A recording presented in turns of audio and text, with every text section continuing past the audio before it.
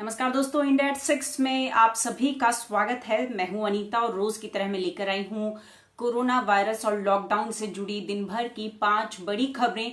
यानी कि इस वक्त पूरी दुनिया भर में क्या कुछ हो रहा है उसकी जानकारी मैं आपको दूंगी। कोरोना वायरस के आंकड़े भारत में और साथ ही दुनिया के अलग अलग देशों में किस तरह के हालात बने हुए हैं कोरोना के चलते, उसकी जानकारी मैं आपको दूंगी। भारत में किस तरह के हालात बने हुए हैं उसकी जानकारी भी मैं आपको दूंगी। साथ ही बात करेंगे बिहार चुनावों से जुड़ी एक बड़ी खबर के बारे में और प्रवासी मजदूरों के संकट के बारे में भी बात करेंगे।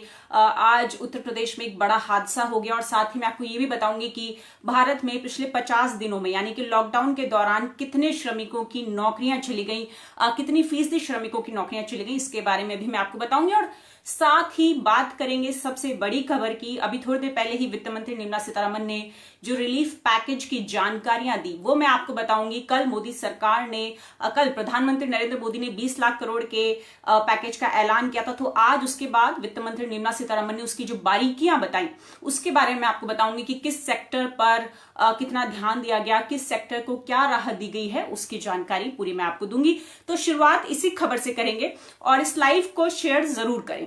प्रधानमंत्री नरेंद्र मोदी ने कल देश की आर्थिक हालत को सुधारने के लिए 20 लाख करोड़ रुपए के पैकेज का ऐलान किया था और इसे लेकर आज वित्त मंत्री निर्मला सीतारमण ने प्रेस कॉन्फ्रेंस की।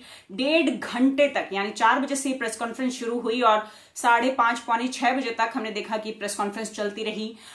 बड़े ऐलान उन्होंने किए। वित्त मंत्री ने कहा कि ये पैकेज आत्मनिर्भर भारत अभियान के तहत लिया जा रहा है और साथ ही उन्होंने बताया कि आत्मनिर्भर भारत के 5 पिलर हैं: इकोनॉमी, इंफ्रास्ट्रक्चर, सिस्टम, डेमोग्राफी और डिमांड। ये 5 पिलर उन्होंने बताए जो भारत को आत्मनिर्भर बनने में मदद करेगा, या भारत के आत्मनिर्भर होने के 5 पिलर ये हैं। इसके साथ ही उन्होंने कहा कि हम एक नया भारत बनाने जा रहे हैं। तो मैं अब आपको बताऊंगी कि कौन से सेक्टर में कुछ बड़ी राहत दी गई है, जैसे कि एमएसएमई के लिए दी गई है, एनबीएफसी के लिए दी गई है, रियल एस्टेट के लिए क्या दी गई है, जो पावर डिस्कॉम्स हैं उनको भी कुछ राहत दी गई है, ईपीएफ खातों के लिए भी कुछ राहत दी गई है, टीडीएस में भी कटौती की गई है, तो वो भी मैं आपको बताऊंगी। वित्त मंत्री ने बताया अब तक कि 52,606 करोड़ रुपए देश के 41 करोड़ जनधन खातों में अब तक डाले गए। इसके साथ ही 18,000 करोड़ का राशन बांटा गया और इसमें 48 लाख मैट्रिक टन गेहूं और चावल 59 करोड़ राशन कार्ड धारकों में बांटा गया है। तो ये तो उन्होंने बताया कि अब तक सरकार ने किस तरह के राहत कदम उठाए। अब बात करते हैं एमएसएमई सेक्टर की। लगातार कई दिनों से मैं आपको ये बताती आ रही थी कि एमएसएमई सेक्टर की तरफ से लगातार ये मांग उठ रही थी कि सरकार उनको एक राहत पैकेज दे, क्योंकि एमएसएमई की कमर टूट चुकी है। तो एमएसएमई के आज खुद वित्त मंत्री ने बताया कि एमएसएमई सेक्टर जो है यानी कि मीडियम स्मॉल स्केल जो इंडस्ट्रीज हैं वो देश में 12 करोड़ लोगों को रोजगार देती है और एमएसएमई के लिए आज सरकार ने 6 बड़े कदम उठाए हैं, 6 बड़े ऐलान किए हैं। सबसे पहला ये कि 3 लाख करोड़ रुपए का लोन बिना किसी गारंटी के मिल सकेगा। इसमें 45 लाख इकाइयों को इस सुविधा से लाभ मिलेगा। इसमें किसी को भी अपनी तरफ से कोई गारंटी नहीं देनी होगी। इसकी समय सीमा 4 साल की होगी और पहले 1 साल में मूलधन चुकाना नहीं पड़ेगा। 12 महीनों के लिए इस पर छूट होगी। तो ये एमएसएमई के लिए सबसे बड़ा ऐलान अगर हम देखें तो वो ये है कि 3 लाख करोड़ रुपए का लोन बिना किसी गारंटी के अब मिल सकेगा। ये कर्ज 31 अक्टूबर 2020 तक उपलब्ध रहेंगे। इसमें कोई गारंटी या कुछ गिरवी रखने की जरूरत नहीं है। साथ ही उन्होंने बताया कि जो एमएसएमई अच्छा काम कर रही है, यानी कि फिलहाल लॉकडाउन के बावजूद भी जिन एमएसएमई की हालत थोड़ी ठीक है उनके लिए 10,000 करोड़ का प्रावधान किया गया है और विस्तार देने के लिए 50,000 करोड़ रुपए की का बात की गई है, जिससे कि एमएसएमईओ का जो आकार है या उनकी क्षमता बढ़ने का अवसर उनको मिले। यानी कि जो अच्छा काम कर रही हैं एमएसएमई इंडस्ट्रीज उनको 10,000 करोड़ रुपए का प्रावधान किया गया है और विस्तार देने के लिए सभी एमएसएमई इंडस्ट्रीज को विस्तार देने के लिए 50,000 करोड़ का प्रावधान किया गया है। इसके साथ ही जो एमएसएमई जिन उद्योगों की हालत खराब है, जिन छोटे और मझोले उद्योगों की हालत खराब हो चुकी है, पस्त हो चुकी है, उनके लिए सरकार ने 20,000 करोड़ रुपए के पैकेज का प्रावधान किया है। एमएसएमई की परिभाषा बदल दी है। एमएसएमई में अब ये कहा गया है कि 1 करोड़ रुपए का निवेश और 5 करोड़ रुपए का कारोबार करने वाली इकाइयां अब माइक्रो इंडस्ट्री में आएंगी। 10 करोड़ तक का निवेश और 50 करोड़ का कारोबार करने वाली इकाइयां लघु उद्योग में मानी जाएंगी और 20 करोड़ का निवेश और 100 करोड़ टर्नओवर वाली जो कंपनियां होंगी या जो इकाइयां होंगी वो मध्यम उद्योग में आएंगी। ये सेवा और विनिर्माण दोनों में लागू होगा। साथ ही सभी एमएसएमई को ई मार्केट के जरिए जरिए जोड़ा जाएगा। इसके अलावा व्यापार मेलों में किस तरह से एमएसएमई शामिल हो सके, इसके लिए सरकार कदम उठाएगी। तो एमएसएमई के लिए 6 बड़े ऐलान आज किए।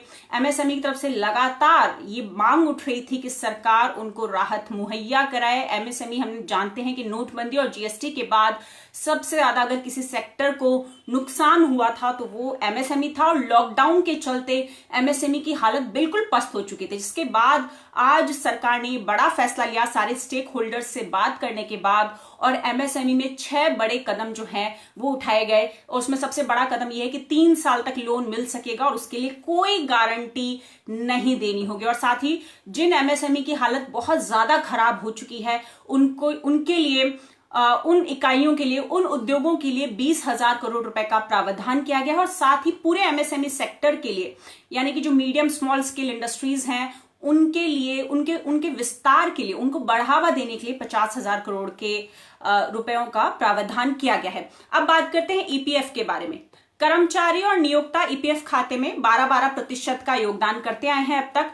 अब सरकार ने इसे बदलकर 10% कर दिया है। इससे कुल 6,750 करोड़ रुपए लोगों के पास आएंगे। ये अगले 3 महीने तक जारी रहेगा, यानी कि अगस्त 2020 तक, यानी कि 3 महीने के लिए सरकार अपनी तरफ से ईपीएफ की सहायता देगी। हालांकि जो केंद्रीय संस्थान है, जो सरकारी संस्थान है, उनमें ये 12-12% ही रहेगा, यानी कंपनी 12% देगी और जो कर्मचारी है वो भी 12% देंगे। लेकिन बाकी जगहों पर कर्मचारी जो है वो 10% देंगे और 10% ही कंपनी देगी। बाकी जो ईपीएफ है वो सरकार सहायता देगी। तो इससे ये कहा जा रहा है कि 6,750 करोड़ रुपए लोगों की जेब में आएंगे, लोगों के पास आएंगे।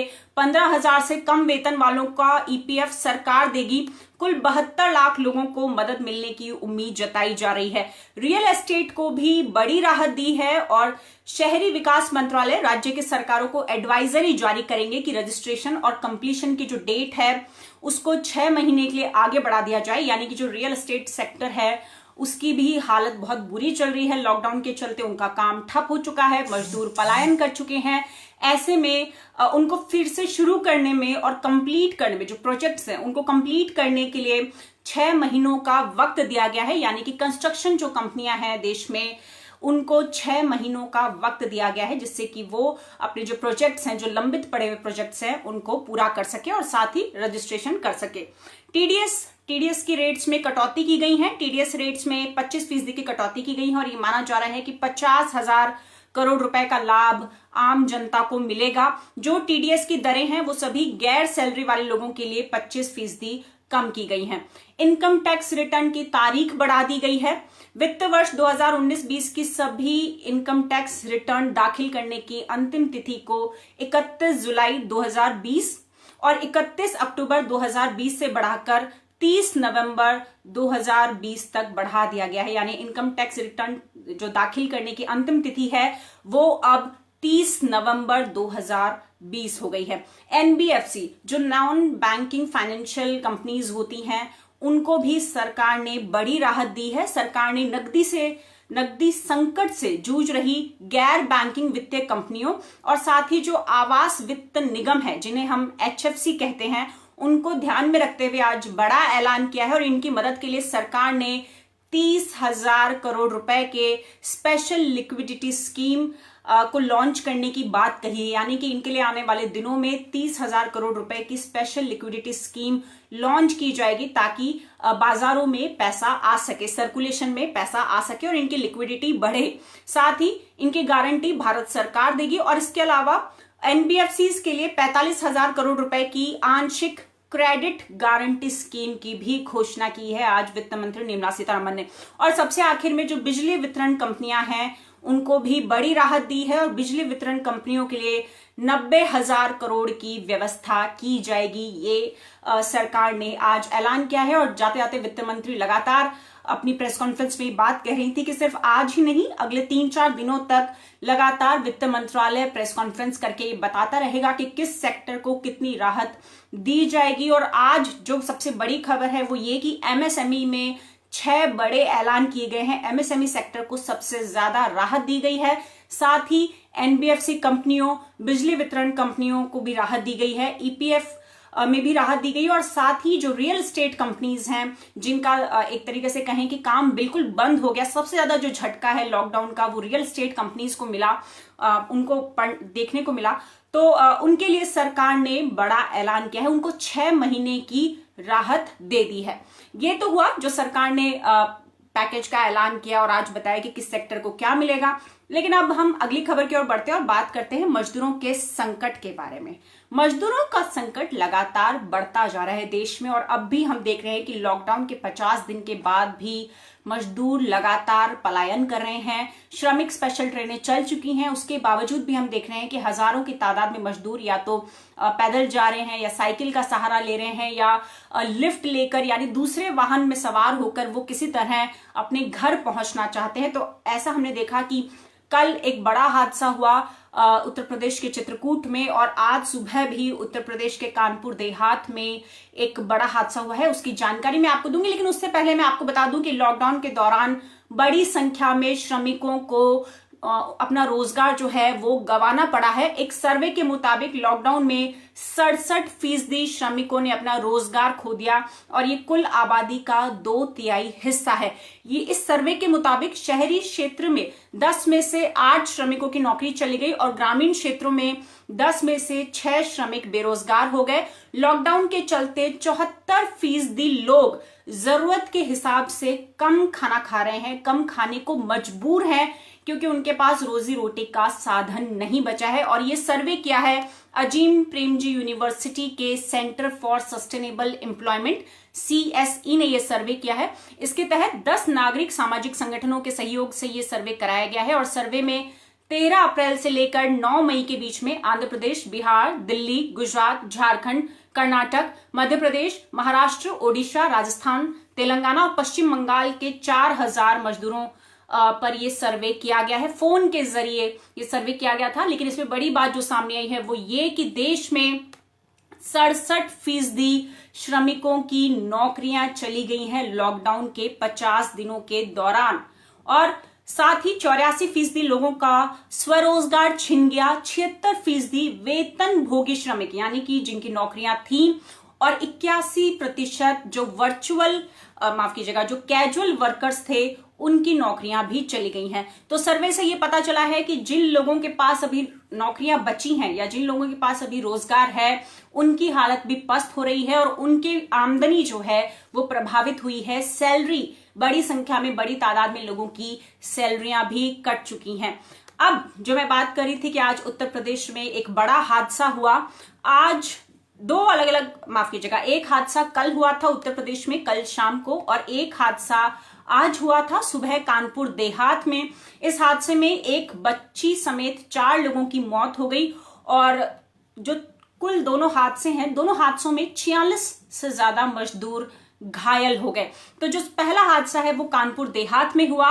गुजरात के अहमदाबाद से प्रवासी मजदूर एक डीसीएम में बैठकर बलरामपुर जा रहे थे, और कानपुर झांसी हाईवे पर अकबरपुर कोतवाली के लालपुर चौकी क्षेत्र में खड़े ट्रक में वो डीसीएम जाके भिड़ गई, और इस हादसे में 3 लोगों की मौत हो गई, जबकि 43 मजदूर घायल हो गए, और मरने वालों में एक 2 साल की बच्ची भी शामिल है। दूसरा हादसा कल शाम को चित्रकूट में हुआ, और चित्रकूट में लॉकडाउन के बीच अपने गांव जा रहे थे 4 मजदूर। वो छत्तीसगढ़ से निकले थे, उत्तर प्रदेश के लिए रवाना हुए थे। चित्रकूट वो साइकिल से पहुंच चुके थे, और वहां पर सड़क किनारे वो सुस्ताने के लिए रुके थे, तभी एक तेज स्पीड में आते हुए ट्रक ने उन्हें टक्कर मार दी और कुचल दिया। इसमें से 1 मजदूर की मौत हो चुकी है और 3 की हालत गंभीर बताई जा रही है। ये चारों मजदूर सहारनपुर और मुजफ्फरनगर के रहने वाले थे। रायपुर में गुड़ की फैक्ट्री में काम करते थे, लेकिन लॉकडाउन के चलते फैक्ट्री बंद हो गई तो इन्हें वापस लौटना पड़ा, लेकिन रास्ते में ही हादसे का शिकार हो गए। तो ये सिर्फ आज ही नहीं, लगातार हम देख रहे हैं कि कल भी मैंने आपको बताया था, लगातार रोज मैं आपको बताती आ रही हूं कि प्रवासी मजदूरों का जो संकट है वो बरकरार है। और इस बीच नागालैंड से एक बड़ी खबर आई है, शायद आप में से बहुत सारे लोगों ने नहीं उसके बारे में जानकारी होगी। नागालैंड सरकार ने अपने जो प्रवासी मजदूर फंसे हुए हैं दूसरे राज्य में, उनके लिए ये कहा है कि अगर वो लोग राज्य ना लौटना चाहें तो बेहतर होगा। और ऐसी स्थिति में राज्य सरकार यानी कि जो नागालैंड सरकार है वो उनको 10,000 रुपए की वित्तीय मदद देगी, क्योंकि नागालैंड सरकार का ये कहना है कि वहां पर अभी तक एक भी कोरोना की टेस्टिंग लैब नहीं है और साथ ही उनके पास क्वारंटीन फैसिलिटीज भी बहुत कम है। ऐसे में अगर बड़ी संख्या में मजदूर आते हैं या बड़ी संख्या में प्रवासी वापस राज्य में लौटते हैं तो हो सकता है कि कोरोना संक्रमण के मामले बढ़ जाएं। इसके चलते नागालैंड सरकार ने ये ऐलान किया है कि जो लोग रजिस्ट्रेशन करा चुके हैं, अगर वो नहीं आना चाहें तो हम उन्हें 10,000 रुपए दे सकते हैं, 10,000 रुपए की सहायता दे सकते हैं। आपको बता दें कि नागालैंड में अभी तक कोरोना का एक भी मामला सामने नहीं आया है। नागालैंड में जब कोरोना सैंपल लिए जाते हैं तो उनकी टेस्टिंग के लिए असम और मणिपुर उनको भेजा जाता है, यानी कि नागालैंड में खुद की कोई कोविड-19 की टेस्टिंग लैब नहीं है। तो इसलिए नागालैंड सरकार ने बड़ा ऐलान किया है। इसके साथ ही अगर हम बात करें कि भारत में कोरोना वायरस के मामले 74,000 को पार कर गए हैं, 3,000 से ज्यादा मामले पिछले 24 घंटों में सामने आए। लगातार देश में हम ये देख रहे हैं कि पिछले 3-4 दिनों से 3,000 से ज्यादा मामले लगातार सामने आ रहे हैं, जबकि 50 दिनों से लॉकडाउन लागू है। तो 74,000 का आंकड़ा पार हो चुका है। रोज मैं आपको बताती हूं कि स्वास्थ्य मंत्रालय अब दिन में सिर्फ एक बार अपडेट करता है, यानी कि सुबह 9 बजे। तो जो पूरे इंडिया का डेटा है वो सुबह 9 बजे तक का है। उसके मुताबिक देश में संक्रमितों की संख्या 74,281 हो गई है। मरने वालों की तादाद 2,415 हो गई है। देश में कोरोना वायरस के बाद अब 24,386 लोग स्वस्थ हो चुके हैं, यानी इलाज के बाद वो ठीक हो चुके हैं। रिकवरी रेट जो है वो लगातार सुधर रही है। अब भारत में रिकवरी रेट 32.82% हो गई है। इसके साथ ही देश में कोरोना के जितने मामले आए हैं उसमें से 1/3 हिस्सा जो है वो अकेले महाराष्ट्र का है और महाराष्ट्र से अब तक 24,472 मामले सामने आ चुके हैं। महाराष्ट्र में पूरे देश में सबसे ज्यादा 921 लोगों की मौत हो चुकी है। हालांकि महाराष्ट्र में 5,000 से ज्यादा लोग ठीक भी हुए हैं। दूसरे नंबर पर आता है गुजरात और गुजरात में 8,000 मामले पार हो चुके हैं। 8,903 मामले अब तक वहां से सामने आ चुके हैं। 537 लोगों की मौत हो चुकी है। तीसरे नंबर पर है तमिलनाडु और तमिलनाडु में भी 8,000 का आंकड़ा पार हो चुका है। तमिलनाडु में 8,718 लोग अब तक कोरोना पॉजिटिव पाए गए हैं। दिल्ली की अगर हम बात करें तो 7,639 पर दिल्ली में कोरोना संक्रमितों की संख्या पहुंच गई है और यहां पर अब तक कोरोना महामारी से 86 लोगों की मौत हो चुकी है। राजस्थान की अगर बात करें तो 4,278 लोग अब तक कोरोना पॉजिटिव पाए गए हैं और 120 लोगों की मौत हो चुकी है। बिहार में 908 मामले अब तक सामने आए हैं। बिहार का हर जिला अब कोरोना की चपेट में आ चुका है। हर जिले से वहां से मामले दर्ज हो रहे हैं। उत्तर प्रदेश के 74 जिलों में कोरोना फैल चुका है और उत्तर प्रदेश से 3,682 मामले अब तक सामने आए हैं। आंध्र प्रदेश में 2,137 मामले सामने आए हैं। तो जैसा कि मैंने बताया कि केंद्रीय जो डेटा है यानी कि पूरे देश का जो डेटा है वो सिर्फ दिन में एक बार यानी कि 9 बजे सुबह अपडेट होता है। उसके अलावा राज्यों का डेटा पूरे दिन भर में अपडेट होता रहता है। तो ये राज्यों का लेटेस्ट अपडेट है जो मैं आपको बता रही हूँ। पूरी दुनिया भर की अगर हम बात करें तो 42 लाख का आंकड़ा पार हो चुका है। 42,87,000 लोग अब तक कोरोना की चपेट में आ चुके हैं और 2,92,000 लोगों की मौत हो चुकी है कोरोना के चलते। अमेरिका में कोरोना वायरस से होने वाली मौतों की संख्या बढ़कर 82,246 हो गई है, यानी 82,000 से ज्यादा लोगों की वहां मौत हो चुकी है और 13,70,000 लोग कोरोना की चपेट में आ चुके हैं। 24 से ज्यादा राज्यों ने ये कह दिया है, 24 से ज्यादा राज्यों ने अमेरिका में अब धीरे धीरे लॉकडाउन में छूट देना शुरू कर दिया है। अमेरिकी राष्ट्रपति डोनाल्ड ट्रंप भी लगातार कह रहे हैं कि हालात नियंत्रण में है और लॉकडाउन में छूट देनी शुरू की जाएगी, लेकिन नंबर जो है वो कुछ और ही कह रहे हैं। अमेरिकी सरकार में कोरोना वायरस के शीर्ष विशेषज्ञ डॉक्टर एंथनी फॉसी ने चेतावनी दी है कि अगर शहर और राज्य घरों में रहने के आदेश को तेजी से वापस लेते हैं, यानी कि अगर लॉकडाउन को खोलते हैं तो वहां पर मौत का आंकड़ा बहुत ज्यादा बढ़ सकता है और स्थिति बेकाबू हो सकती है, हालात और ज्यादा बदतर हो सकते हैं। लेकिन इस चेतावनी के बाद भी अमेरिकी राष्ट्रपति डोनाल्ड ट्रंप लगातार ये कह रहे हैं कि लॉकडाउन में छूट दी जाएगी और 24 राज्यों ने लॉकडाउन में छूट देनी ऑलरेडी शुरू कर दी है।